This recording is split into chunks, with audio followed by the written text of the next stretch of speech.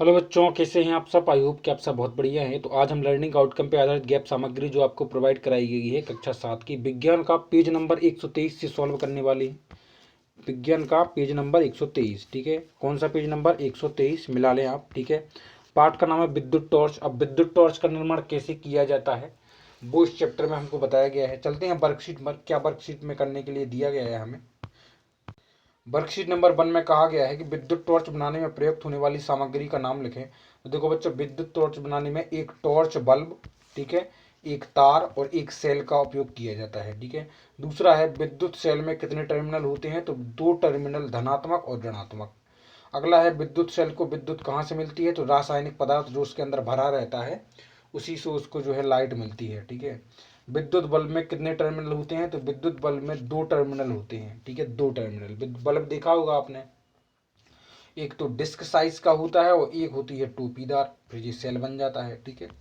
अगला है कि विद्युत टॉर्च का बल्ब किस स्थिति में जलता है, तो जब हम विद्युत टॉर्च का स्विच दबाते हैं, बटन, खटका या स्विच जो भी आप दबाएंगी तभी जो है वो बल्ब जलेगा।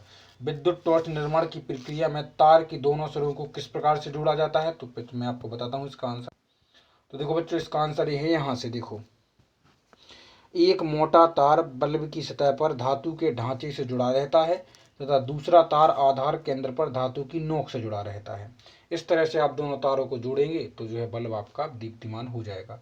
चलते हैं नेक्स्ट क्वेश्चन पर। अगला क्वेश्चन है क्वेश्चन नंबर 3। विद्युत बल्ब के किस भाग को तंतु कहा जाता है, तो बच्चों विद्युत बल्ब के वह भाग जो जलता है ना, ऊर्जा उत्सर्जित करता है। चलो मैं आपको आंसर पर ले चलता हूँ, इससे पहले हम ये देख लेते हैं क्वेश्चन नंबर 4। विद्युत टॉर्च में यदि तारों का सिरा एक ही टर्मिनल पर जोड़ दिया जाए तो विद्युत बल्ब दीप्तिमान होगा, नहीं। आप लिख देंगे विद्युत बल्ब दीप्तिमान नहीं होगा। तो मैं आपको बताऊं जो वाला थर्ड क्वेश्चन कि विद्युत बल्ब के किस भाग को तंतु कहा जाता है, तो देखो इसका आंसर ये है आपका कि प्रकाश उत्सर्जित करने वाले पतले तार को तंतु कहते हैं, ठीक है। मिल गया जी वाला आपको, ठीक है। इस तरह से आप इसको नोट कर लें। अगला स्व आकलन में आपसे कहा गया है सही जोड़ी मिलाइए, ठीक है। धातु की टोपी तो वो हो गया आपका ऋणात्मक, ठीक है। धातु की टोपी तो वो हो गया धनात्मक, ठीक है। धातु की टोपी धनात्मक सिरा। रासायनिक पदार्थ विद्युत सेल में भरा रहता है, धातु की डिस्क ऋणात्मक सिरा और बल्ब का तंतु जो है पतला तार होता है। अगला है विद्युत सेल में कितने टर्मिनल होते हैं, तो विद्युत सेल में 2 टर्मिनल होते हैं। सभी विद्युत सेल के ऊपर धनात्मक और ऋणात्मक चिन्ह बना रहता है, प्लस और माइनस का। विद्युत बल्ब की बनावट का वर्णन करें, तो बच्चों विद्युत बल्ब की बनावट का वर्णन आपको देखो कहाँ करना है, मैं आपको बता दूं आपको।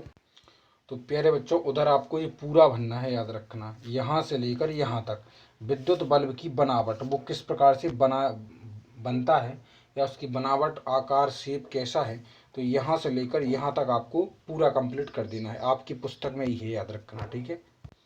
अगला है कि विद्युत सेल का चित्र बनाइए, तो विद्युत सेल का चित्र आपको बना देना है, याद रखना, ठीक है। किसका? सेल का। अब सेल तो आपने देखा होगा, आप इंटरनेट पर सर्च करेंगे तो मिल जाएगा, वरना आप घड़ी में से निकाल लें। घड़ी में तो सेल दिया जाता है ना, तो वही आपका सेल है, ठीक है। ये मैंने इधर भी बना दिया है। विद्युत सेल का उपयोग कहाँ कहाँ होता है, तो विद्युत सेल का बल्ब जलाने के लिए, घड़ी में, रिमोट में, वीडियो गेम्स और कैमरे आदि में जो है विद्युत सेल का उपयोग होता है, ठीक है। इस तरह से आपका ये चैप्टर हो गया कंप्लीट। मिलते हैं आपसे नेक्स्ट चैप्टर में। Take care.